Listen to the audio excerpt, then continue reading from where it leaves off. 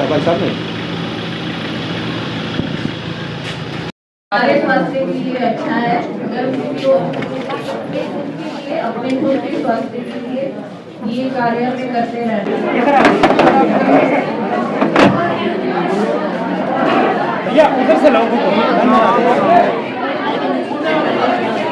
और इस अवसर पर आज हमारे मध्य पे श्रीमती आशा खेदर जी जो हमारे बीच उपस्थित हैं, ऐसे ही एक अवसर पर पहले भी आप हमारे मध्य आ चुकी हैं और दूसरी बार हमारे मध्य इस तरह आने के लिए मैं आपका धन्यवाद करती हूँ।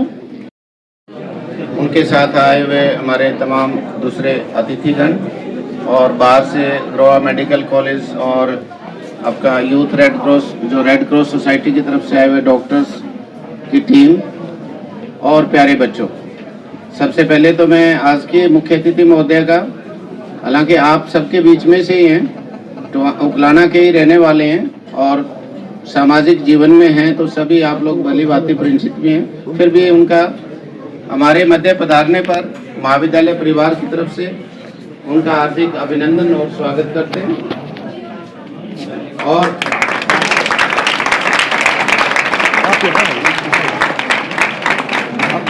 जैसा कि आप सभी उनके बारे में जानते भी हैं, न्यूज़पेपर में या मीडिया में, सोशल मीडिया में भी ये चीज़ें चलती रहती हैं। डॉक्टर आशा खेदर जो हैं, हालांकि मैंने उनसे कोई फॉर्मल उनका बायोडाटा हमने नहीं लिया और ये इस तरह का फंक्शन भी नहीं है, फिर भी देखिए वो डॉक्टरेट हैं, उन्होंने पीएचडी किया हुआ इंग्लिश में, लैंग्वेज में, और साथ साथ मास्टर्स और एमफिल संस्कृत में भी हैं।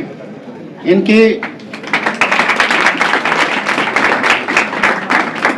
डॉक्टर आशा खेदर जी की एजुकेशन जो है वो मैं ऑलमोस्ट चंडीगढ़ की है और फिर पंजाब यूनिवर्सिटी से इन्होंने पहले देखिए एमसीएम कॉलेज गर्ल्स का डीएवी कॉलेज है, वहाँ से ग्रेजुएशन किया है मैडम आशा खेदर जी ने, और उसके बाद पंजाब यूनिवर्सिटी चंडीगढ़ से इन्होंने मास्टर्स इन संस्कृत किया है, फिर एमफिल संस्कृत में वहीं से किया है, और बाद में शादी के बाद जैसा कि इन्होंने बताया कि ये जींद में शिफ्ट हो गए और फिर इन्होंने आगे पढ़ने की इनके अंदर इच्छा थी, उसको कंटिन्यू करते हुए और इन्होंने अपने मास्टर्स फिर इंग्लिश में किए और उसके बाद पीएचडी भी इंग्लिश में की है लैंग्वेज में।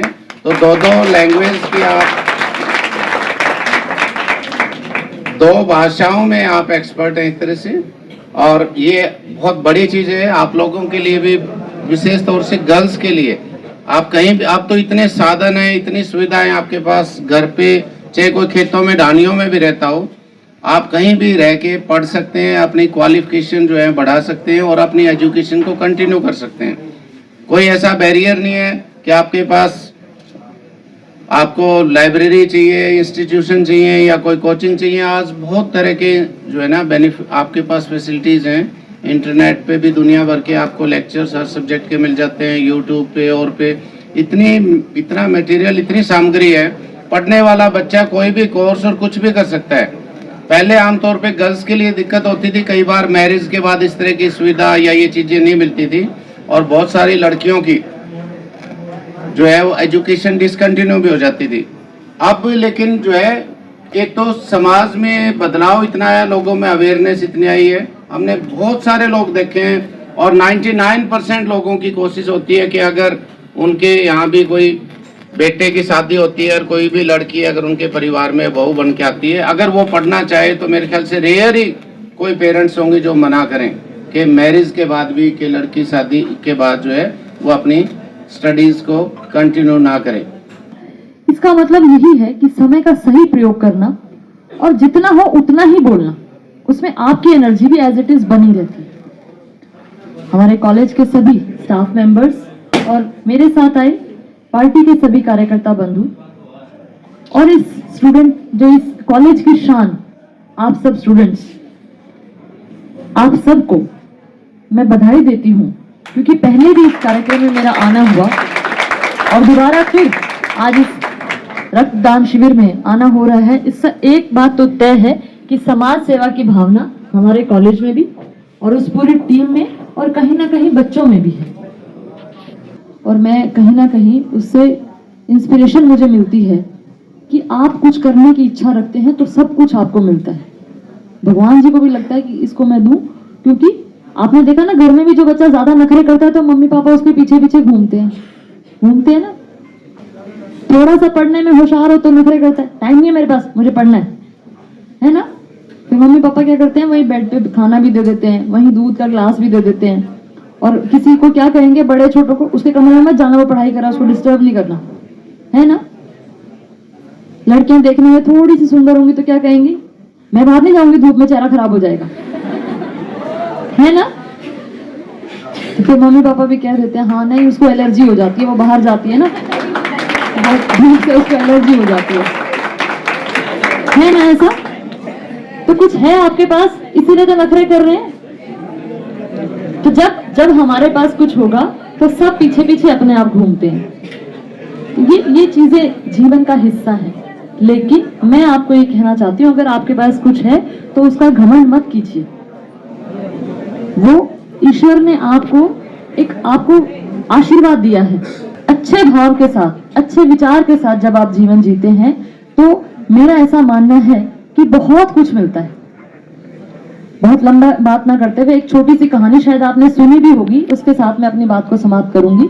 एक बार एक व्यक्ति था और उसकी चंदन की लकड़ियों की दुकान थी, और जब वो लकड़ियां बेचता था तो बैठे बैठे सोचता था कि किसी तरह से मेरी कोई लकड़ियां बिके तो सही, लेकिन नहीं बिक रही थी। और वहां का जो राजा था नगर का, वो हाथी पर वहां से निकलता था, तो उसने अपने मंत्री को कहा कि मंत्री जी, मैं इस आदमी को देखता हूँ तो देखते ही मेरा मन होता है कि इसको फांसी पर चढ़ा दूं। तो उन्होंने कहा कि ऐसा क्यों? कहते मुझे नहीं पता। कहते इसने आपका कुछ बिगाड़ा है, आपके साथ कोई बात हुई? कहते नहीं, मुझे नहीं पता, मेरा आज से पहले इससे मिलना भी नहीं हुआ, लेकिन पता नहीं इसको देखते ही मुझे होता है कि इसको फांसी पर चढ़ा देना चाहिए। राजा बात करके महल में चले गए। अब जो मंत्री थे वो रुक गए, वो उस व्यक्ति के पास गए और उनको पूछा कि आप क्या करते हैं? तो बताया कि चंदन की लकड़ियों का मैं व्यापारी हूँ। तो कैसा चल रहा है व्यापार? कहते जी कुछ नहीं चल रहा, बिल्कुल मंदा है। बोले अच्छा। कहते मैं तो रोज इंतजार करता हूँ राजा मरे तो मेरी लकड़ियों का प्रयोग हो। वो कहता क्यों? बोले और गरीब आदमी तो चंदन की लकड़ियों में जलने से रहा, राजा मरेगा तो राजा चंदन की लकड़ियों में जलेगा, जब राजा जलेंगे तो मेरा व्यापार शुरू होगा। अब मंत्री को समझ में आया कि इसकी भावना राजा के लिए क्या है और राजा की भावना इसके लिए क्या है। तो उसने कहा कि मैं आपको एक और रास्ता बताऊं, अगर आप माने। तो उसने कहा बताइए। तो उसने कहा जो आपकी सबसे अच्छी, सबसे कीमती लकड़ियां हैं उनका एक बंडल बनाओ। बना लिया। और इन चंदन की लकड़ियों की कोई धूप, आपने अगरबत्ती, ऐसा कुछ बनाया है, उनका भी एक बंडल बनाओ। दोनों के बना के बंडल, कहा अब आप राजा के पास जाओ और राजा को कहना कि राजा साहब ये मेरी तरफ से आपके लिए उपहार है। चले गए, राजा के दरबार में जाके कहा कि राजा साहब मैं चंदन का व्यापारी हूँ और ये मेरी सबसे उत्तम लकड़ियां हैं, इन लकड़ियों से आपके यहाँ जब अगला आप हवन यज्ञ करें तो उसमें इन लकड़ियों का प्रयोग कीजिएगा। आप देखिएगा इसकी सुगंध दूर तक फैल जाएगी, और ये धूप अगरबत्ती इनको भी आप अपने पूजा स्थल पर प्रयोग कीजिएगा। मेरी तरफ से ये छोटी सी उपहार स्वरूप भेंट मैं आपके लिए लाया हूँ, इसे स्वीकार कीजिए। राजा ने जब वो लिया तो राजा के मन में बड़ा आत्मग्लानि हुई कि इस व्यक्ति ने, देखे, मुझे अपनी सबसे कीमती चीजें, जो इसके यहाँ सबसे कीमती लकड़ियां हैं, वो मुझे उपहार स्वरूप दी हैं, और मैं इसके मरने के ख्वाब लेता हूँ, मैं इसको फांसी पर टांगना चाहता हूँ। और राजा को, जैसे मैंने कहा, आत्मग्लानि हुई। राजा ने उसको बहुत कीमती उपहार दिए, हीरे जवाहरात, मुद्राएं, जो भी सब होता है वो सब देकर उसे भेजा। अब जब राजा ने इतना कुछ दिया तो उसके मन में भी विचार आया कि जिस राजा ने मेरी थोड़ी सी लकड़ियों के लिए मुझे इतने कीमती उपहार दे दिए कि मेरे साथ पुश्तें बैठ के खाएंगी, मैं उस राजा के मरने का इंतजार कर रहा था। मेरे जैसी बुरी प्रजा तो किसी राजा की ना हो। ऐसा भी कोई धरती पर होता है जो अपने राजा के मरने के स्वप्न ले। और दोनों के भाव एक दूसरे के लिए बदल गए। जो कहीं मन में बुरी भावना आ रही थी वो खत्म हो गई, और दोनों के मन में एक दूसरे के लिए स्नेह, प्रेम, इज्जत के भाव पैदा हुए। तो इसलिए भाव का बड़ा फर्क है। अपने माता पिता, अपने टीचर्स, अपने फ्रेंड्स, अपने भाई बहन के लिए आप अच्छे भाव रखेंगे, ये मेरा पर्सनल एक्सपीरियंस है।